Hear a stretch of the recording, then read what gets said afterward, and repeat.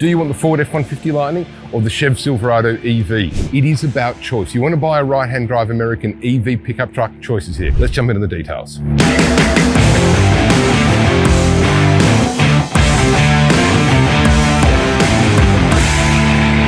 the trim options, when I look at the F-150 Lightnings and the Silverados, there's really three ways of being able to look at it. At the fleet level, it's pretty straightforward. On the Lightning, you've got the Pro and the XLT.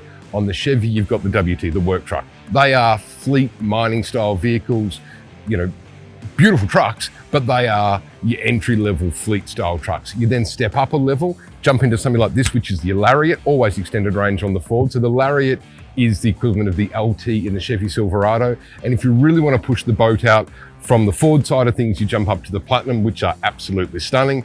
Or on the Silverado, you now for 2026, you jump into the Trail Boss, which is 2-inch lift kit, 35-inch wheels. They are smoking hot.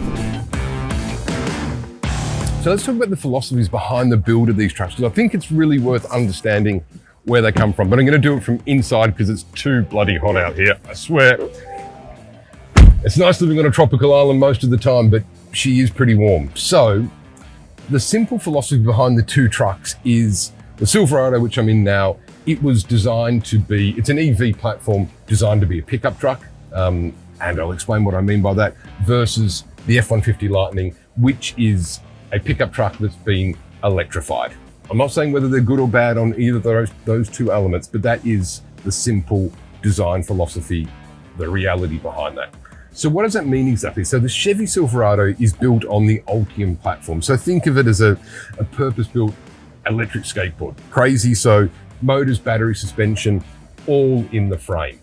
That is a completely new platform that Chevrolet built for, well, the pickup truck, but indeed other platforms as well, versus the F-150, looking at a traditional body on frame build. So you got an F-150 with an electric powerhouse fitted to it. Again, not calling good or bad, it is the difference. And part of that feel is that on an F-150, it is definitely more truck-like, versus on the Silverado, it is definitely more EV feel. It definitely feels more solid. There are pluses and minuses. You know, the Silverado is a heavier truck than your F-150. There is no doubt about it. A lot of that is to do with the much, much bigger battery, which I'll come to, but there are compromises there. So payload on the F-150 is definitely better than the Silverado. Range kicks ass on the Silverado. But at that design philosophy, you do have a platform that is purpose-built versus a frame that is a truck with effectively the EV kit installed. Let's talk about the elephant in the room. Range is what people are always talking about, worried about, but I'm going to swap trucks while we talk this through. These are absolutely insane. So, Silverado gives you an absolutely max battery, all right? But this gives you 793 kilometers range. That's the maximum range. Now it's going to come down. The Ford gives you 515 kilometers range. Now this is a left-hand drive vehicle. Obviously, it's about to go into production.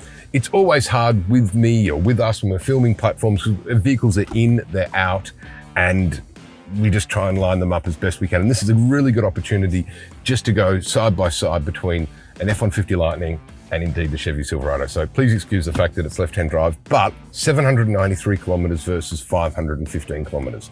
Now that is very significant, but it's also relative to what you do. You know, I mean, if all you're doing is driving around metropolitan Melbourne, Sydney, Brisbane, or Perth, or whether you're in, you know, Malaysia or in parts of Africa, etc., range is a consideration. The simple maths is the longer, the bigger the range you have in the batteries, the more expensive the truck it is going to be. It is a simple reality. All right, so this is super cool. This is the Midgate. So what we do here, lever 1, 2, seats forward, whoa, down here, release the seats down, and away we go. Now, a couple of things here. Glass comes out and can be stored here. So you've got your fishing rods in the back. You want to be able to put them into the cabin. You can do so. Equally, hit the buttons on the Midgate, button 1, button 2, and then you have got a bucket load of space. It is insane. Probably should have put a light in there, but it's 11.5 feet. So it's got a tonneau cover on the back end, but it is absolutely fantastic. So you can put all of your tools in your fishing rods, I don't know, whatever else it happens to be. That is an absolute benefit over the Silverado, if you need it, but it is really quite cool. So let's put this thing all back together again. Really, really nice versus I'll show you what you get with the Ford. So come this way, watch my cameraman try and work out how to get to me while we run out. In fact, while he's popping around, got a good arse end. In fact, on both of them. The Lariat, you'll notice, has got the very, very cool rear lights on them. But with the Ford, you can see I planned these shoots because it's already there. But with the Ford, it is different. There's no Midgate, but there are 2 strings to pull, one here, and you watch Naveen pull the other one. Well done, dude. You have got an absolute bucket load of space. Enough room for, well, obviously all of your work tools.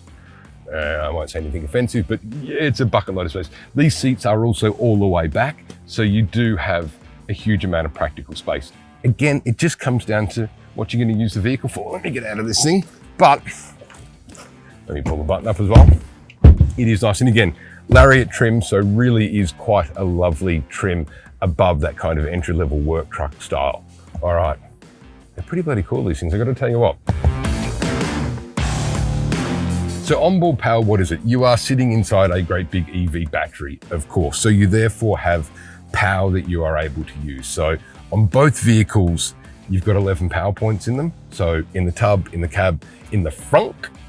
So you can plug in any of your electrical devices. There is a slight difference. So the Chev gives you 10.2 kilowatt of onboard power versus the Ford is 9.6. Honestly, bugger all. Generally, as a bit of a rough guide, particularly in a workplace environment or camping, you think about using about 2 kilowatts of energy per hour, multiplied by 8 hours in a work day. If you do an 8-hour day, it's 16 kilowatts. So on a Lightning, that's about 12% of your battery. On a Silverado with a max battery, it's about 8% of your battery. Again, not a huge difference, but there is a difference. And if you want to translate that into range, it's about 60 kilometers. So for me, it's a pretty cool thing. You've got effectively, well, not even effectively, you have got a great big battery.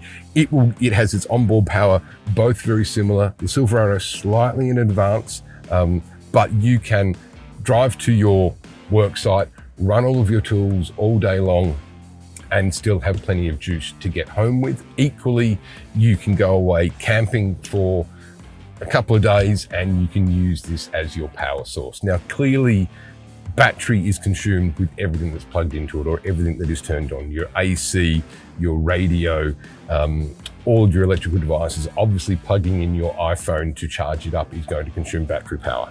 But the onboard power really is super beneficial. You don't need a generator. It just makes a huge amount of sense. And it's becoming more and more of a requirement. All right, so why does the Silverado cost more? It's pretty simple, really. It comes down to, as I said before, the fundamental design of the platform, completely new platform, the Ultium. So there is massive R&D there, and there are benefits to that versus the F-150 Lightning built on the existing platform. So there is a cost element there. Battery is everything. Bigger battery range. It simply costs you more money. It's just the way that it is. But that is why typically the Silverados are going to be slightly more expensive. They're still super competitive, there's no doubt about it. But that's just the simple explanation between it. It is the fundamental design of the platforms. Again, no judgment, what is right or wrong. I love both of them, there is no doubt about it. With this though, it is what you're paying for. Equally, with the Silverado, you pick up the Midgate option, which again, might be something that is super practical for you and will drive you in one direction, or it might be completely pointless for you, so therefore not a consideration. Simply a choice. But if it's the longer battery range that you need, or you want that reassurance, 515, nearly 800 kilometers, that is a big kick-ass difference, but you pay for it. So there you go. Both in black too. They do look super, super sweet. All right, so the big question that always gets talked about is EV versus ICE engines and what are the benefits, where do you stand, etc. Look, from our perspective, we convert all of them. So depending upon what it is that you're looking for, you want an EV pickup truck, we tick all of the boxes. Equally, you still want a big 6.6 or 6.7 litre turbo diesel, F truck, GMC Sierra, we've got you covered. But from an EV perspective, it's pretty straightforward, isn't it? Really, it is the fact that you have your much, much lower running costs, much lower maintenance costs, but you do have a higher upfront cost. These are more expensive per truck than an equivalent entry-level ICE or equivalent level with a petrol diesel engine vehicle. It is what it is, you're paying for the battery. So there is one. The other benefit, obviously, and we just talked about it, is these are an energy asset. So again, we come back to that workplace situation where, I don't know, you're a plumber or you're a chippy or whatever, you're doing your work, you're a window cleaner, you are driving around with your mobile power plant. It is that simple. Plug your tools into the truck and away you go. That is a very cool tick of the box. You've also got the ability to be able to connect both trucks to your home network or to the network connectivity. So that means that, you know, again, living in Australia, I used to live in country Victoria for a long time. Power used to go out all the time. If I had either of these two vehicles and the power goes down, I can plug my truck into my house to give me power. That is kind of cool. So again, there are lots of benefits when it comes from your EV against your ICE. There are also sacrifices, let's be clear. I mean, if you are towing serious loads, thousands of kilometers, then you do need to consider the EV charging infrastructure. That said, it is getting better and better and better. Equally, you know, 500 kilometer range is pretty spectacular, hell of a lot better than 386 on the entry level Lightnings, but you're going close to 800 kilometers on these. It is a bit of a game changer, there's no doubt about it. The second element to consider, and particularly for a lot of our corporate customers, is CO2 emissions, NEVs reductions, etc. Governments, Australian government particularly, is focused on pushing EV vehicles for very good reasons. They're not the only country in the world. We're going to come back to Bhutan as a great example. We put a few vehicles into Bhutan. They have zero import duty and sales tax on EV vehicles versus if you import a ICE engine, you get punished by 100% import duty. So there are many countries around the world that are driving their populations towards EV vehicles. What we've got here are two right-hand drive American pickups that give you the choice. If you're looking at buying a pickup or you're interested in getting some more understanding on it, it is super easy. Talk to my team in Melbourne, talk to my team here in Sri Lanka, talk to me, we can help you out. You know, we say this in all of our videos, but if you want, or if you're looking at buying a truck, then the one thing that we do is we encourage you to fly to the factory. And what our offer is, again, pretty simple and kind of cool. If you fly to Sri Lanka and come and check out the facility and buy a vehicle, we will refund all of your travel costs, flights, accommodation, maybe I'll give you a beer or two while you're here. That is where you can, I don't know, maybe prove to yourself what we do. You can understand why I have a team of 250 people, why we're not a conversion shop. That's just crap. We are an automotive engineering, manufacturing, component design business that converts vehicles from left-hand drive to right-hand drive. It is quite an amazing facility here. And these things are not cheap. Again, it doesn't matter if you're in Australia or in Zimbabwe or the UK or Cyprus or Fiji, wherever.